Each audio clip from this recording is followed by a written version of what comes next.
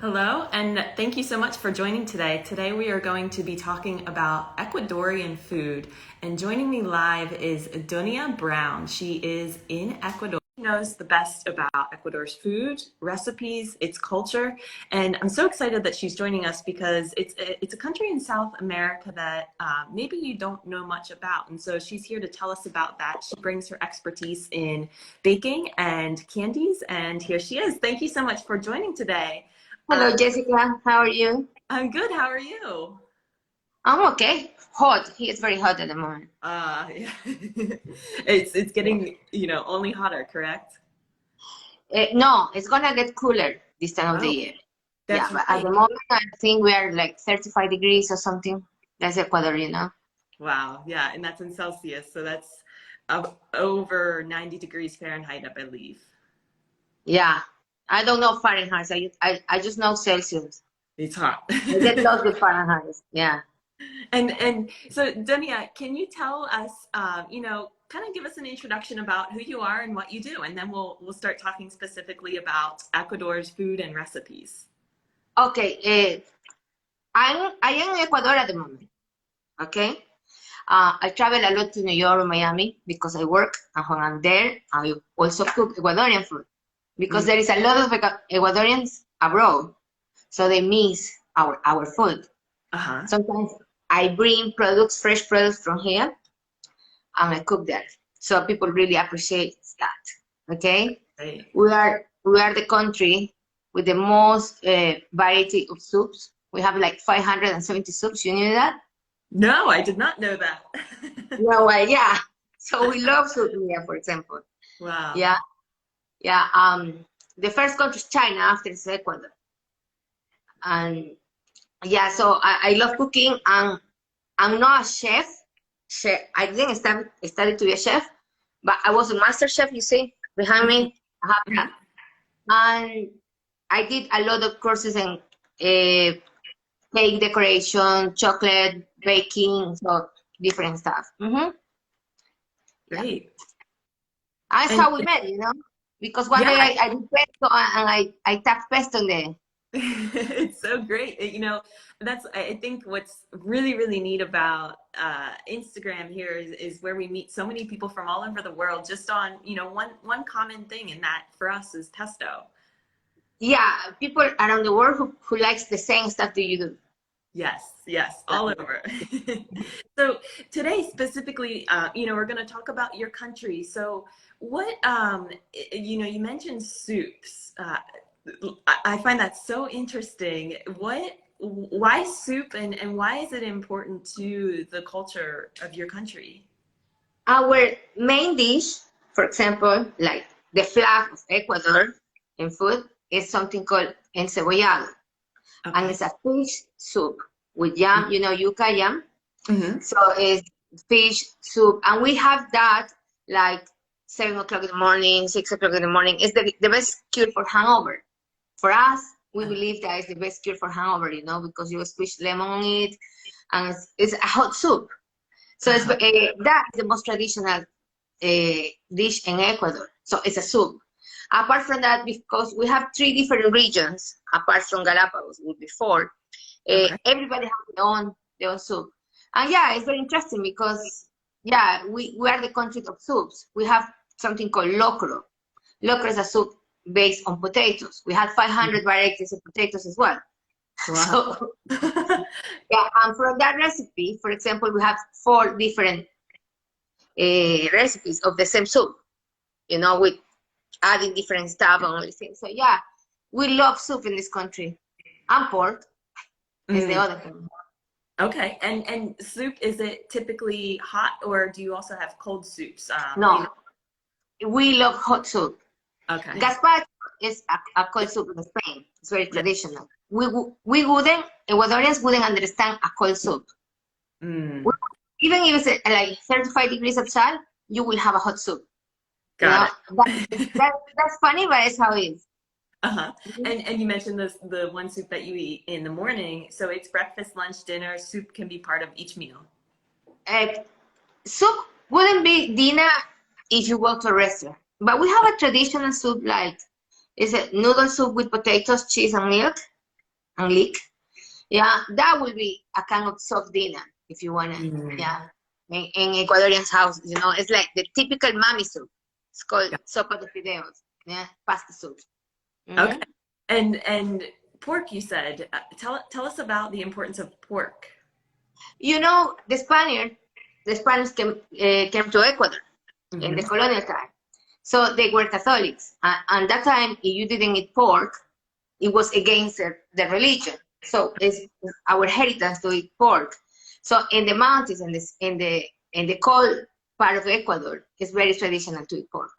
Mm. In the coast where I live is the fish, and in the Sierra is pork. So a lot of our dishes are based on pork, or I don't know if you know that planting. You have the stuff my alacena, Oh yeah. the Yes, yes, green planting. We do a lot with bananas and plantains because we export produce. yes. Mm. We have some of the stuff. So let's have a look. Yum. Yeah. Both And this is the sweet and the starchy kind? yeah, and I have something that not a lot of people know. There's chochos. It's a kind of beans. Okay. But this is what the Indians before used to have. It's a protein. And it's Oh. a lot vegan people use it. It's very famous here in Ecuador. It's not very traditional in other countries, but it's very good protein. It's not expensive, and you can do a lot of things with this now. Now the food is like fashion in Ecuador. It's very, Mm. very nice. Are they crunchy or is it soft? It's like eating a bean, like, yeah, just a bean. Okay. It's nice. We make like ceviche with that.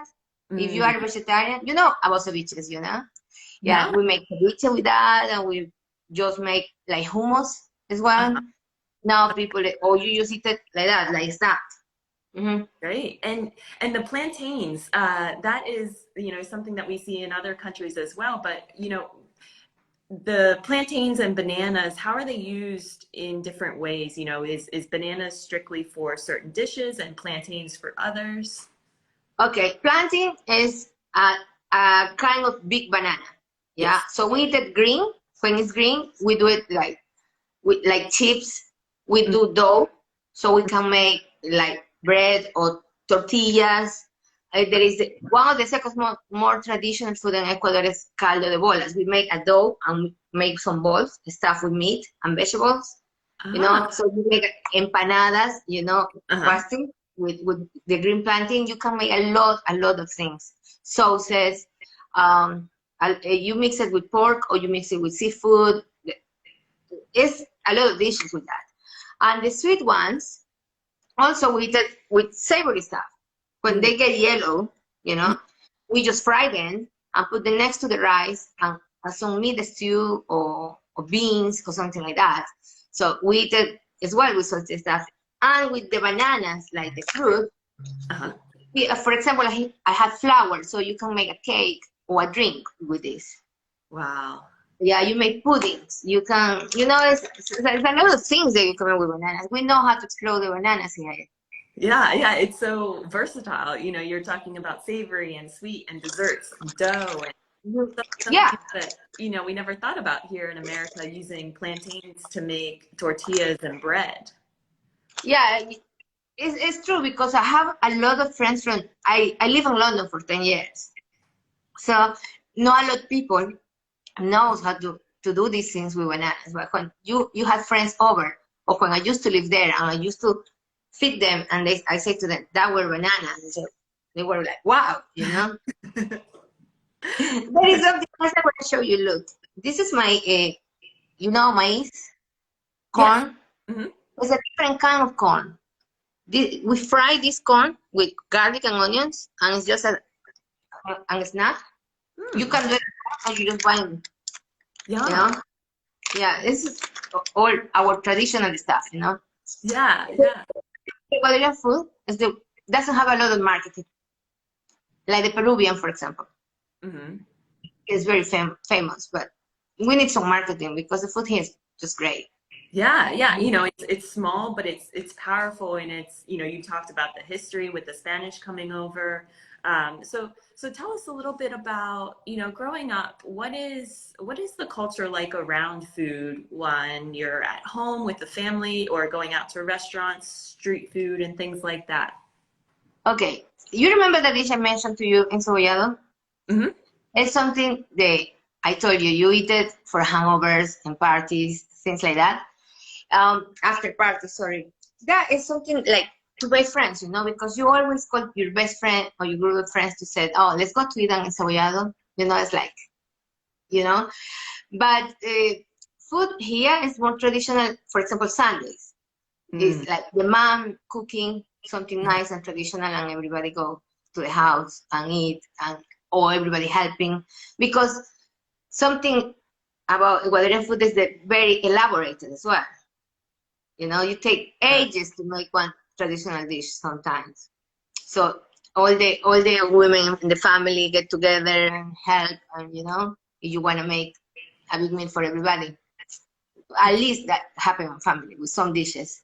Yes. Hmm. And now, before the culture of food wasn't that big. Now, because you have internet and you have cable TV, and you can see that in another countries food is glamour and Hmm. it's fashion and all about these different programs. It's how Ecuador is becoming now. Like food is Yeah. something big. Yeah. Do you think that will help get the word out around the world about the country? Well, I hope so. Yeah.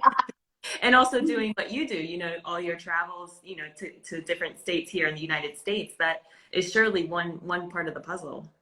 Yeah, it's for example, when you go to the States, as example, you have Colombian restaurants, they're big and nice. You have Peruvian restaurants, they're big and nice. Talking about the Latin American ones, Mhm. everybody will know a good Argentinian restaurant because of the meat, but people don't really know Ecuadorian restaurants. Yeah.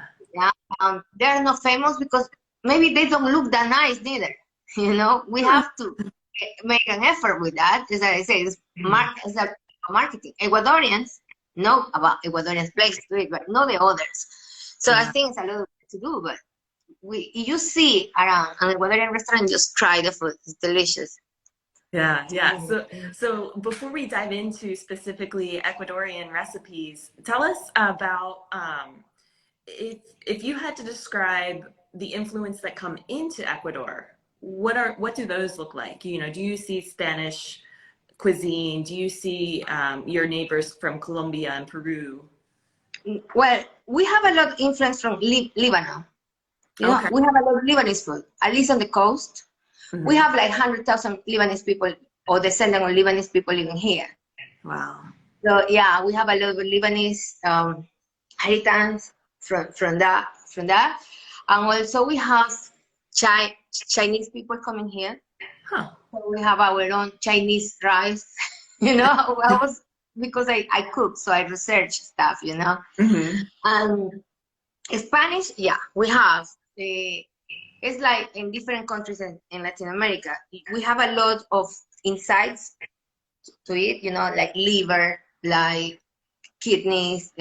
Yeah, Hmm. that's the heritage because when they came, they used to eat the best part, the Spanish people, but the people here, the Indians or whatever, they used to eat the poor parts of the animal.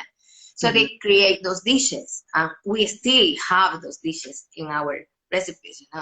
Yeah, and it saves on waste. You're not Yeah, throwing. personally, I love them. You know, yeah.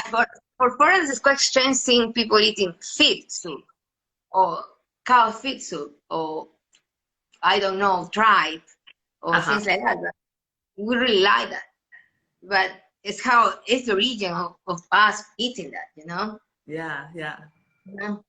And so personally for you, Dania, when did you get into food and cooking and baking? When I was 5 years old, rather than watching comics or cartoons in the TV, I used to watch cooking programs.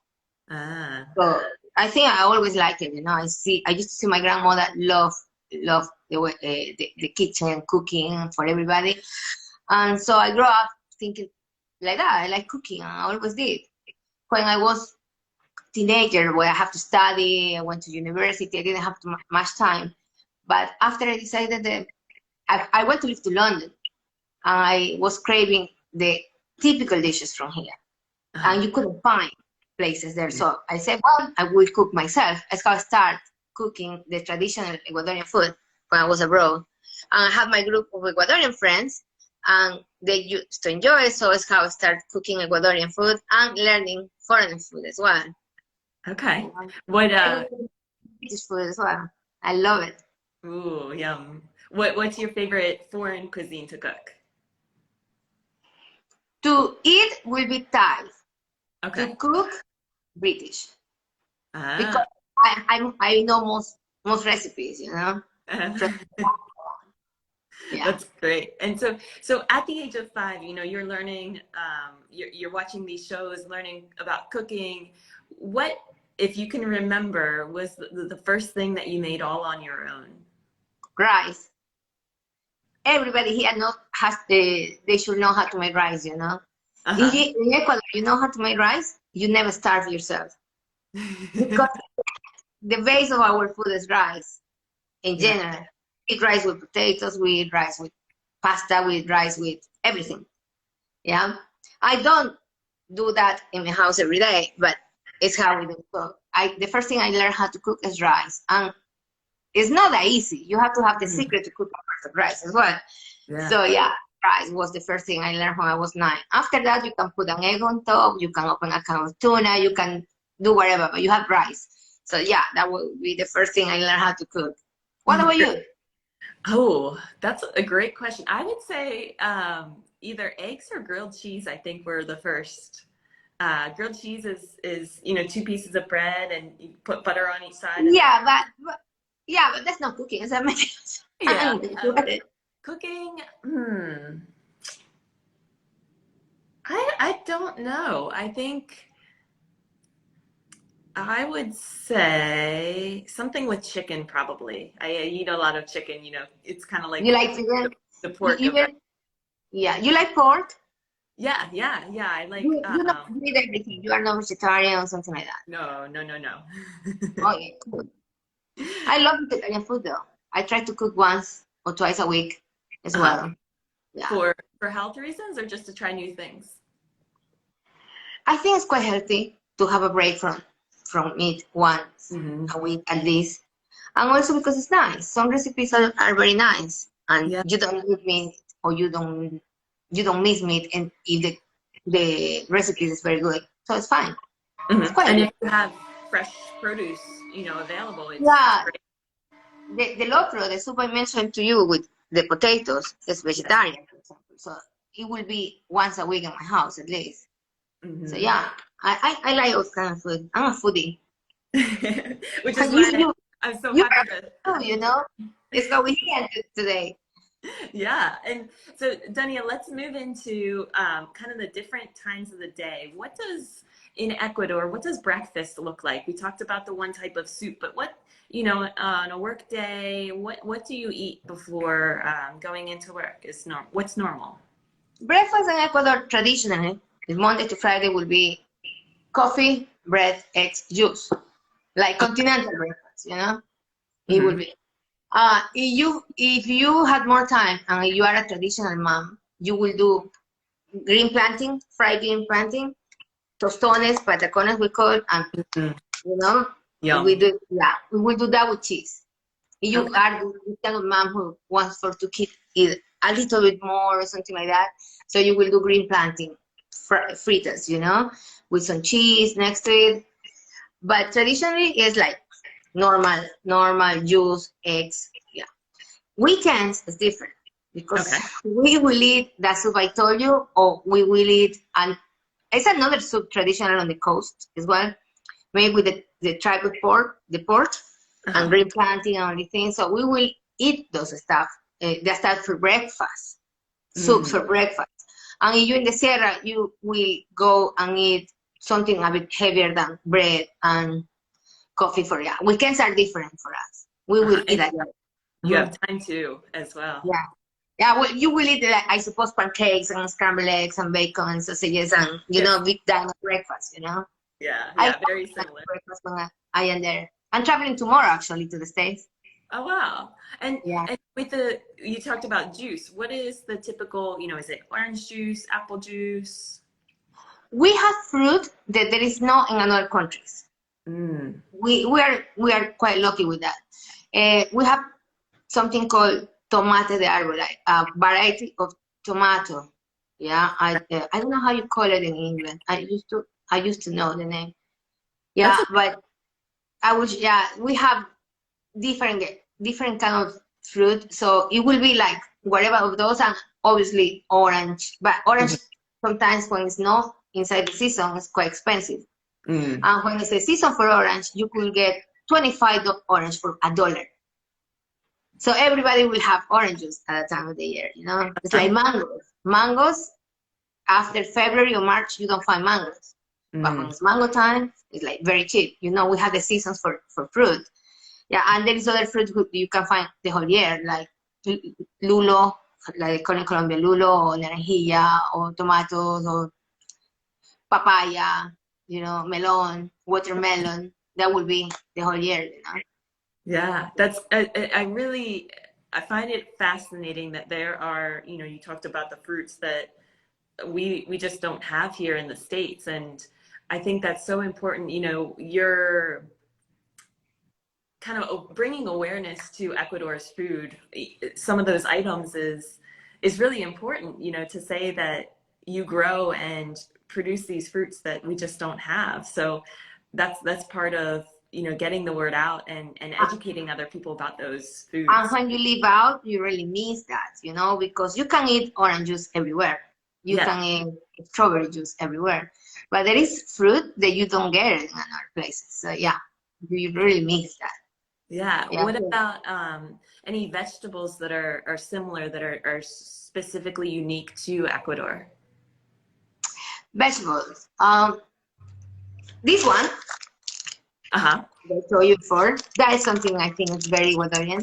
Once I have to do a recipe, and I found in a Portuguese place, but something similar, but bigger, Okay. It was the same family, but bigger. But this is something from here.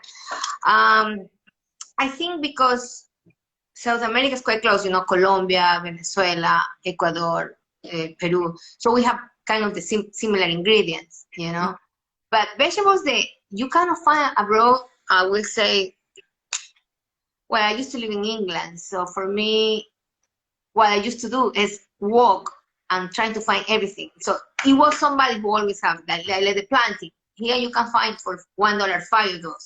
There Mhm. you can find for £5 one. That's the difference. But somebody will have it. You Yeah. know. Yeah. Yeah, it's like in the States as well. It's very expensive, but you will find it. Mhm. Somebody will have it. Yeah. I have cousins in Australia. They don't have most of the stuff, and Mhm. Australia doesn't let people bring the stuff. So that's more difficult if you live there. But if you live in the States or Europe, it's easier. So you don't miss much. It's just the price, you Yeah. Yeah. know. And then that's, supply and demand, which I don't know if you're familiar with, when you think of pesto, it's very, very similar to that. They decided to use their abundance of basil in Italy to make pesto because they just had so much and they didn't want to go to waste. And so they used it, blended it into pesto, and here we have it today. And so different parts of the world can use what they have more of. To make a pesto, yeah. Exactly. Yeah. I remember now. We have something called chillangua. Coriander? It's Yes. a kind of coriander flavor, but Okay. it's more savage. It's more from the forest and it's long.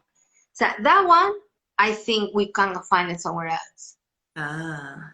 It's a type of coriander, and we have a lot of dishes with coriander, you know. Okay. So yeah, that is something that I will say will be quite strange to find it somewhere else.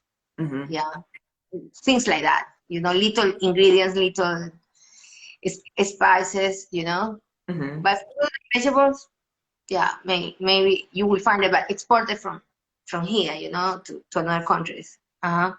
Okay. Yeah. And Mhm. so we got breakfast done. Let's move on to lunch. What is, or actually, first, is lunch or dinner the bigger of the two meals? And Ecuador is lunch. Lunch. Okay. Yeah. So It's the what does difference lunch? with abroad, because for us, lunch is the main meal, and dinner is something lighter. Yeah. So lunch usually should be like soup, the second dish, juice, fruit juice, Okay. or colada, the monks make with is like a kind of liquid porridge or something like that, with nice flavor. So it will be like always that. Pudding, no, all the time because it's not our tradition. Mm. We have nice puddings, but it's not a tradition to eat pudding every day. Uh-huh. Uh, but yeah, soup every day. A second dish, there will be rice with pork, fish, chicken, something like that. Fruit juice, or you can have also fruit as well. But yeah, it's a big lunch. It's quite heavy. Mm-hmm. And even when you work in an office or something, and you go out for different restaurants to have lunch, they have set lunch. They will have the soup and the second dish. Okay. In the evening, it's a lighter. Some people just have like coffee with toast, a bit of toast or cookies or something like that. Some people. Mhm. The people who love food will have again not the soup, but the second dish if some leftovers. Yeah, it depends on the house. But yeah, we have a traditional dish called menestra. That the beans, like you get in Colombia, like you get in Venezuela, you get in Dominican Republic, the Mhm. beans. Yeah. Mhm. So in my city, because it's coast, you can have that for dinner every night. So one day will be beans, one day will be lentils, another day will be maybe chickpeas. Uh-huh. Yeah, beans and lentils. So that will be dinner every night. And if wasn't for the fact that I don't want to get big, I could eat that every single night. Mhm. Beans, rice, and meat. Okay. The staples and the We fruits. call it menestra. What's that? Menestra. That Minute. will be. Okay. Mhm.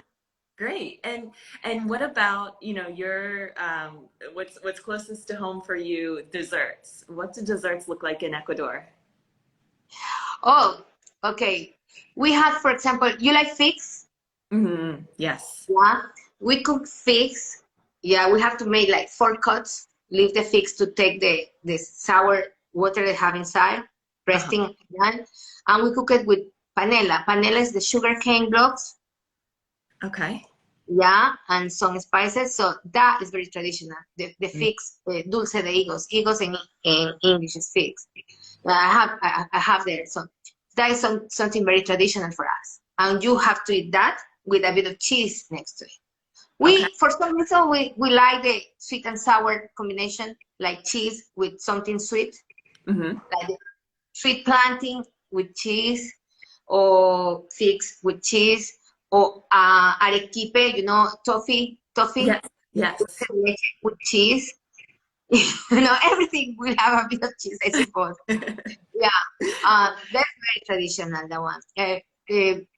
Rice pudding is very traditional in Ecuador. It's a Okay. country that we love rice, so rice pudding will Hmm. be something very traditional here as well, with cinnamon and cloves and everything. I think the recipe is quite similar Yeah. everywhere. Sounds Uh, like it. some people bake it. For us, it's more liquid. Uh-huh. It's like Kind of drinking. thick Yeah. soup. Mm-hmm. Fruit salad. Okay. We call eat and drink. In Spanish, come y bebe.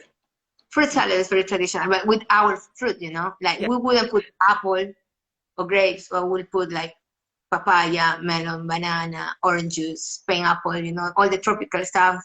Hmm. Yeah, all the, kind of the traditional sweets here. But also we have the ones you bake, like pristiños will be like a kind of tortilla, like pretzels, a kind of fried pretzel, with Ah. our puddings, most of them are always with sugar cane honey.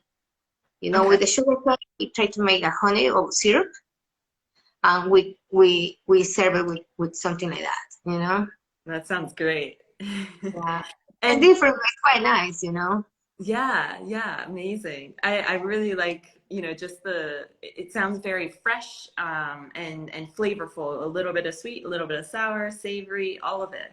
All together. Yeah, with the plantain, my favorite one, for example, is torta de maduro, like sweet plantain cake. So it's like a combination of sweet plantain with eggs and cheese, blended cheese and eggs and sugar and vanilla and everything, but cheese on it. So you cut it. It's crazy. But the sweet plantain, you should eat with cheese. We had a lot of cheese with puddings for some reason, you know. Yeah. And what type of cheese? Is it typically one type or various Fresh types? cheese. We call it fresh cheese. I think Mexicans also have the fresh. It's like salty. Yeah, salty cheese. Yeah, fresh cheese. Okay, great. And my one more question I want to ask you is coffee. Knowing that South America, Latin America is a We great, export coffee. Yeah. yes. Talk to me about just driving down the street. What do you see in terms of coffee and its importance to the country? Okay. Coffee is very traditional in Ecuador. We export coffee. I'm not a coffee drinker, not because I don't like it. It's because I have a health problem with caffeine. But I do decaf. Thanks God now people invented decaf coffee, you know. But for example, in my family, my mom, my aunties, my daddies, they wouldn't work. They wouldn't wake up if they don't have coffee. And has to be strong. So the tradition in Ecuador in families is like make like express coffee, a big jar of express coffee, and have it, hot water, and add it there. So they have for like 3 days or 4 days express coffee, and the special bottle that every family would have, and prepare a coffee every day. It's just ready, you know. And now it's also the culture of the coffee places, you know, coffee shops. Yeah, we didn't have that before when I was a kid. But now you can go and enjoy coffee with your friends in a nice coffee place like Starbucks or things like that you have in the States, you know. So there is a few other places. Starbucks, there is still not in Ecuador, but we have another chains, Colombian chains, or things like that. And having traveled to the United States, what do you think of the coffee in the United States versus your coffee in Ecuador? I tried decaf, yeah, and to be honest, the decaf in your country is nicer than the decaf in my country. Maybe because people here just love coffee, you know, and so decaf is not something they will care a lot about. But in America they will, yeah. So when I'm there, if I go to a diner to have breakfast, it's like the day I will have like a cup of coffee or maybe two. That it doesn't happen here, you know, because he's very strong. Yeah. Even if you go to a place and say, "Can you give me half of the shot? Don't make me that strong." It's very strong. The smell is just delicious. The smell of coffee is delicious, you know. Make a tiramisu in Ecuador. It's very good because you get a very good coffee to make one. Yeah. Have you ever visited a plantation, like a coffee plantation? A coffee one, no. I went to banana ones. I went to different ones, but I haven't been a coffee one inside there. But I have seen the process of toasted the coffee. I haven't been in the place where you take the coffee out of the plants, but I have seen toasting, blending, and everything that I have seen it, and it's nice. I'm sure it smells even better, right? Yeah, the smell is amazing, you know. The smell of fresh coffee is amazing. I love, and I'm very sad I cannot try, but it's okay. The cup is still good. Yes, it will make do. Yeah. Well, Dunnya, thank you so much for this conversation. I've learned a lot about Ecuador's food, the culture, some recipes, and I'm sure everyone watching or who will watch in the future has as well. So I want to give this time, take a minute to kind of tell us where we can stay in touch with you, where we can follow what you do and stay connected. Okay, we met in Instagram, yeah? My name is Dunnya Brown, so my account is Dunnya Brown MasterChef, because I put this after I participate in the program. In my page, you can see recipes. I don't always post a recipe, but you can see the dish, and a lot of people ask me internally, could you send me recipes? And I always share it. It's not just Ecuadorian food, because I do international as well, or something, songs that just coming out my head. But if you see something that you like, just ask me, I do pesto, but I'm pretty sure you are the master of Ah, pesto. thank you. No, I love pesto in my house as well. But I follow your page, and I really like. I see the job you do. But for me, it's everything. One day will be a pudding. Today I did an English trifle. Mm. So yeah, I published my English trifle, and yesterday it was a cake, but the day before was soup, and so every day will be something different on my page. There's not just one thing, or just from Ecuador. It will be from England, from China, something Indian, something like that, or something. Mm, Something for everyone then too. yeah. Great. Thank you so much. And before I sign off here, I see, we talked about your son's birthday was on Friday, and I see the balloon in the background. That, Yeah, it was 14. Yeah. and And the trifle is to share with the family soon. So it uh, will be in the story the moment that, yeah, because we have on Friday cake. uh-huh, Now we have to have something different because it's like too much cake for a weekend. that's Yeah. wonderful. Well, thank you so much for your time, and it was so nice to talk to you. And I hope everyone watching this is enjoyed as well. And if they have any comments or questions, I encourage them to comment, to tag you, and yeah, continue this You know conversation who's looking about at us at the moment? Just to tell you thank you. It was looking the live, one of my friends, there's one of the most famous chefs in Ecuador. He was just there. I just realized. Aw, that's wonderful. Thank you for joining us, everyone, and you, Dunya, specifically It for was giving nice your to time. see you finally, yeah? Okay? Yeah, yeah. Thank you for Have a wonderful day. too. Bye. Bye.